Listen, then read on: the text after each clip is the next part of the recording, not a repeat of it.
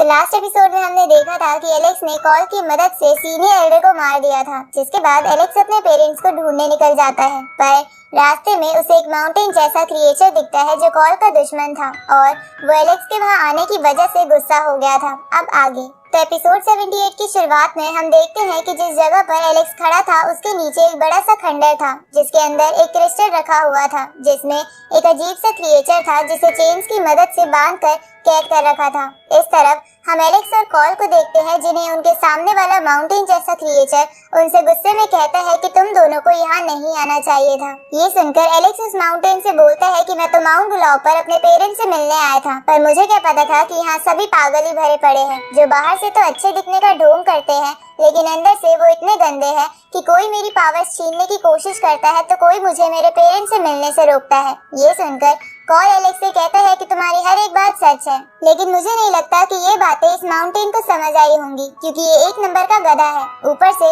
मेरी पूरी बॉडी में खुजली हो रही है, इसलिए फाइट का वक्त है ना कि बातों का। तो इस पे वो माउंटेन कॉल से बोलता है कि लगता है अपर वर्ल्ड के लोगों से पिटकर अभी तक तुम्हारा मन नहीं भरा है। ये सुनकर कॉल कहता है कि वो एक अनइक्वल बैटल थी, पर तुम मेरी ये बात याद रखना कि मैं अपर वर्ल्ड के उन लोगों को एक दिन मेरे सामने जरूर झुकने पर मजबूर कर दूंगा।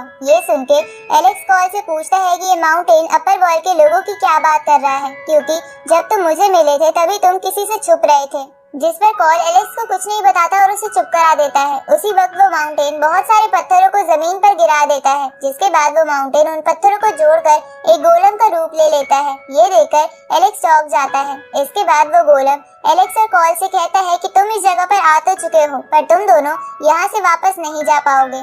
ये सुनकर कॉल बोलता है कि एंशिएंट एरर में तो मुझे लड़ने का मौका नहीं मिला था, पर अब की बार मैं इस मौके का पूरा फायदा उठाऊंगा। अब कॉल एलेक्स से बोलता है कि जब तक मैं इस बेवकूफ गोलम से लड़ता हूँ तब तक के लिए तुम यहाँ से किसी सेफ प्लेस पर चले जाओ। जिस पर एलेक्स कॉल से कहता है कि चलो इस गोलम से एक साथ लड़ते हैं, क्योंकि मैं तुम्हें अकेला नहीं छोड़ने वाला। ये सुनकर कॉल एलेक्स से कहता है कि जब मैं अपर वर्ल्ड के लोगों से लड़ रहा था तब मैंने मेरे किसी अपने को खो दिया था, पर मैं आज वो गलती दोबारा नहीं दोहराना चाहता। अब कॉल एलेक्स को जबरदस्ती एक बैरियर बॉल में बंद कर देता है, जिसे देखकर एलेक्स कॉल से पूछता है कि तुम ये क्या कर रहे हो। जिस पर कॉल एलेक्स से कहता है कि ये मेरी लड़ाई है, इसलिए ये मुझ पर छोड़ दो और तुम बस पीछे खड़े होकर हमारी फाइट के तरीके से कुछ सीखने की कोशिश करो। ये सुनकर एलेक्स कॉल से पूछता है कि तुम्हारे इससे जीतने के कितने चांसेस है। तो इस पर कॉल एलेक्स को बताता है कि ये गोलम भी बहुत ताकतवर है, इसलिए मैं कुछ कह नहीं सकता। ये सुनकर एलेक्स सोचता है कि ये गोलम सच में बहुत ताकतवर होगा, क्योंकि कॉल आज से पहले कभी भी इतना सीरियस नहीं हुआ।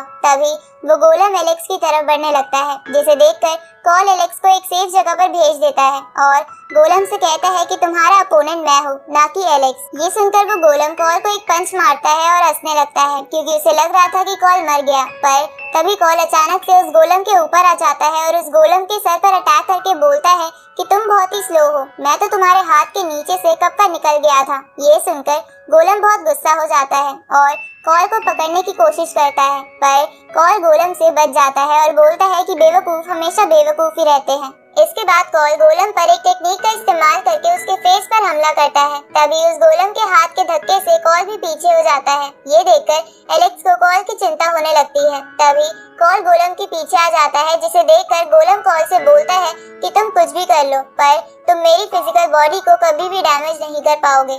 ये सुनकर कॉल गोलम से बोलता है कि किसने कहा कि मैं तुम्हारी बॉडी डैमेज करना चाहता हूँ, मैंने तो तुम्हारे लिए कुछ और ही प्लान्स बना रखे हैं। अब कॉल अपने साइज को बड़ा करके आसपास की एनर्जी इकट्ठा करने लगता है। इधर ये देखकर एलेक्स को समझ नहीं आता कि कॉल क्या करना चाहता है, पर गोलम समझ गया था कि कॉल उस क्रिएचर को आजाद करने की सोच रहा है जिसे जमीन के नीचे खंडर में कैद कर रखा है। इसलिए गोलम कॉल से कहता है कि ऐसा मत करना, पर कॉल नहीं मानता और जमीन में गड्ढा करने लगता है। ये देखकर गोलम कॉल को रोकने की कोशिश करता है, पर कॉल अपने आसपास शील्ड बना लेता है। ये देखकर गोलम कॉल से कहता है कि ऐसा मत करो, उस क्रिएचर को कैद करने में बहुत मेहनत लगी थी, अगर वो आजाद हो गया तो वो अपर वर्ल्ड में जाके तबाही मचा देगा। जिस पर कॉल गोलम से कहता है कि इससे मुझे कोई मतलब नहीं है, बल्कि मैं तो चाहता हूँ कि वो क्रिएचर यही करे, क्योंकि अपर वर्ल्ड के लोग बहुत ही फ्री रहते हैं, पर ये क्रिएचर उन्हें बैटल में बिजी रखेगा। अब कॉल उस क्रिस्टल पर अपनी एनर्जी डालने लगता है, जिससे वो क्रिएचर जाग जाता है और आजाद होने की कोशिश करने लगता है। ये देखकर कॉल उस क्रिएचर से कहता है कि मैं तुम्हें इन चेन से आजाद कर दूंगा, पर तुम्हें इसके बदले उन लोगों से बदला लेना होगा जिसने तुम्हें कैद किया है। ये सुनकर वो क्रिएचर इसके लिए मान जाता है तो कॉल उस क्रिएचर की चेन्स तोड़ देता है, जिसके बाद वो क्रिएचर जमीन से बाहर आ जाता है। ये देखकर वो गोलम उस क्रिएचर को मैजिकल रोप से पकड़ने की कोशिश करता है, लेकिन वो क्रिएचर बहुत ही ताकतवर था जो उन रोप से बड़ी ही आसानी से आजाद हो जाता है और उस गोलम को पीछे फेंक देता है। ये देखकर कॉल हंसने लगता है और बोलता है कि मेरा काम तो हो गया। इसके बाद कॉल फिर से छोटा होकर एलेक्स के पास आ जाता है तो एलेक्स कॉल से पूछता है कि तुम फाइट बीच में छोड़ के क्यों आ गए। तो कॉल एलेक्स से कहता है कि मैं वैसे भी सीरियस होकर फाइट नहीं कर रहा था और मुझे पूरा विश्वास है कि वो क्रिएचर अकेला ही उस गोलम को बिजी रखने के लिए काफी है। ये सुनकर एलेक्स कॉल से कहता है कि तुमने तो उस गोलम को फंसा दिया। तो कॉल एलेक्स से बोलता है कि मैं उस गोलम से नहीं लड़ा, वो उसी के लिए अच्छा है। ये सुनकर एलेक्स सोचता है कि भले ही फाइट बीच में ही रुक गई है पर इससे बहुत कुछ सीखा है, जैसे कि एक कल्टीवेटर को हमेशा खुद पर ही डिपेंड रहना चाहिए, क्योंकि इससे कल्टीवेटर की ताकत टेम्पररी नहीं बल्कि परमानेंट तौर पर बढ़ जाती है। तभी कॉल एलेक्स से कहता है कि यहाँ पास ही में एक ट्रेजर हॉल है, चलो वहाँ से सारा खजाना ले लेते हैं। जिसके बाद माउंट ब्लाउ के एल्डर्स रोने के अलावा कुछ नहीं कर पाएंगे। ये सुनकर एलेक्स कॉल से कहता है कि हमें इससे पहले मेरे पेरेंट्स को बचाना चाहिए। जिस पर कॉल एलेक्स से कहता है कि अगर तुम अभी तुम्हारे पेरेंट्स को बचाने जाओगे तो हो सकता है हमारे हाथ से वो ट्रेजर निकल जाए। तो एलेक्स कहता है कि मुझे इससे कोई फर्क नहीं पड़ता, पर मैं पहले अपने पेरेंट्स को ही बचाना चाहता हूँ। ये सुन के कॉल एलेक्स को उसके पेरेंट्स तक पहुँचने का रास्ता दिखाता है तो एलेक्स भी कॉल के बताए रास्ते पर अपने गोल्डन विंग्स की मदद से जाने लगता है। अब थोड़ी देर बाद एलेक्स उस डिवाइन फॉर्मेशन के पास पहुंच जाता है जिसके अंदर उसके पेरेंट्स कैद थे। तभी एलेक्स को महसूस होता है कि वो फॉर्मेशन बहुत ही पावरफुल है, इसलिए एलेक्स कॉल से पूछता है कि क्या तुम इसे ब्रेक कर सकते हो। जिस पर कॉल एलेक्स से कहता है कि तुम्हें इतनी जल्दी नहीं करनी चाहिए, पहले तुम अपने पेरेंट्स की एग्जैक्ट लोकेशन जान लो, जिसके बाद मैं तुम्हें इस फॉर्मेशन में कट लगाने में मदद करूंगा, क्योंकि हो सकता है कि अगर मैं इस पूरी फॉर्मेशन को डिस्ट्रॉय कर दूं तो तुम्हारे पेरेंट्स को भी नुकसान पहुंचे।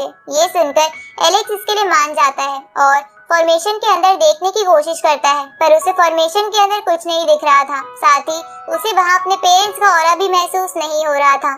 तो एलेक्स अपने पेरेंट्स को आवाज लगाने लगता है, जिसे एलेक्स के पेरेंट्स सुन लेते हैं और समझ जाते हैं कि एलेक्स यहाँ आ गया है। अब एलेक्स की मॉम एलेक्स को जोर जोर से आवाजें लगाने लगती है, लेकिन एलेक्स को ये समझ नहीं आ रहा था कि उसकी मॉम की आवाज फॉर्मेशन की किस साइड से आ रही है। साथ ही उस फॉर्मेशन के अंदर भी ऐसा ही हो रहा था, क्योंकि एलेक्स के पेरेंट्स को भी समझ नहीं आ रहा था कि उनके बेटे की आवाज कहाँ से आ रही है। अब ये जान के एलेक्स और उसके फादर को गुस्सा आने लगता है, क्योंकि उन्हें समझ नहीं आ रहा था कि वो एक दूसरे की एग्जैक्ट लोकेशन कैसे जाने। तभी एलेक्स की मॉम उसे आवाज लगाती है तो एलेक्स अपनी मॉम की लोकेशन ढूंढने के लिए फॉर्मेशन के चारों ओर घूमने लगता है। इधर एलेक्स के पेरेंट्स भी एलेक्स के कदमों की आवाज सुनकर ये समझ जाते हैं, इसलिए वो दोनों भी अलग अलग डायरेक्शन में फॉर्मेशन के चारों ओर घूमने लगते हैं। जहाँ घूमते हुए एलेक्स की मदर उसे कहती है कि बेटा मुझे माफ कर देना, क्योंकि मैंने तुम्हें स्टोन विलेज में छोड़ दिया था। ये सुनकर एलेक्स अपनी मॉम से बोलता है कि आप खुद को दोष मत दीजिए, क्योंकि स्टोन विलेज के लीडर अंकल शेन ने मेरा ख्याल अपने बेटे की तरह रखा था। साथ ही अब तक मेरे बहुत से दोस्त भी बन गए हैं। अब एलेक्स अपनी मॉम को अपने सभी फ्रेंड्स के नाम बताने लगता है, जहाँ नाम लेते हुए एलेक्स बहुत इमोशनल हो रहा था। इसके बाद एलेक्स अपनी मॉम से बोलता है कि मैं आपसे मिलने के बाद आपको बहुत कुछ बताना चाहता हूँ। तभी फॉर्मेशन के चारों ओर घूमते हुए एलेक्स और उसकी मॉम की फिंगर्स एक दूसरे से टच हो जाती है, जिससे उन्हें एक दूसरे की एग्जैक्ट लोकेशन पता चल जाती है। अब एलेक्स और उसकी मॉम ऐसा महसूस करने लगते हैं कि वो एक दूसरे के सामने खड़े हैं और एक दूसरे को गले लगा रहे हैं। उसी वक्त एलेक्स के फादर भी एलेक्स की मॉम के पास आ जाते हैं। अब कॉल एलेक्स से कहता है कि ये वक्त इमोशनल होने का नहीं है, क्योंकि माउंट ब्लाउ के एल्डर्स कभी भी यहाँ आ सकते हैं, इसलिए अपने पेरेंट्स को कहो कि वो दोनों जल्दी से एक सेफ प्लेस पर चले जाएं, ताकि जब मैं फॉर्मेशन ब्रेक करने में तुम्हारी मदद करूं तो उन्हें चोट ना पहुंचे। ये सुनकर एलेक्स पेरेंट्स को फॉर्मेशन से थोड़ा पीछे हटने को कह देता है, जिस पर जेसन एलेक्स से कहता है कि तुम संभल कर रहना, क्योंकि जब पिछली बार मैंने इस फॉर्मेशन को तोड़ने की कोशिश की थी तब इसने मुझ पर काउंटर अटैक किया था। ये सुनकर एलेक्स जेसन से कहता है कि आप मेरी चिंता मत कीजिए, मेरे साथ मेरा दोस्त कॉल है जो मुझे बचा लेगा। अब एलेक्स के पेरेंट्स फॉर्मेशन से थोड़ा दूर हो जाते हैं, जिसके बाद जेसन अपने चारों ओर एक शील्ड बना लेता है। तो ये जानकर एलेक्स अपना आर्मर पहन लेता है और अपनी डिवाइन स्पेयर निकाल कर अपनी सारी पावर्स इकट्ठा करने लगता है, जहाँ कॉल ने भी एलेक्स की स्पेयर की पावर और बढ़ा दी थी। अब एलेक्स उस स्पेयर से फॉर्मेशन पर अटैक करता है और इसी के साथ ये एपिसोड यहीं खत्म होता है।